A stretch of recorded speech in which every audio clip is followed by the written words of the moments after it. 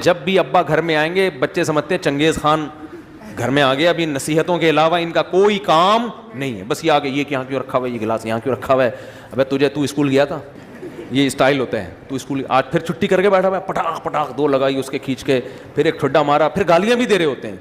बच्चों को गालियां ना दिया करो, ये बहुत बुरी आदत है।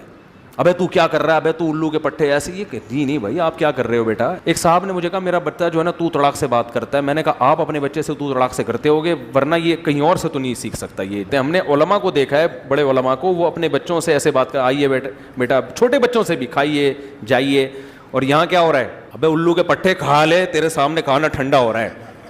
ये हो रहा होता है स्टाइल। खा, ये तेरी नौकरानी नहीं है जो तेरी माँ है जो बना के लाई है, खा। तो ये स्टाइल होता है। तो बच्चे को घर में इज्जत बोलो नहीं मिलती। वो कहता है यार हम तो ऐसे ही पैदा हो गए, पता नहीं क्यों पैदा हो गए घर में।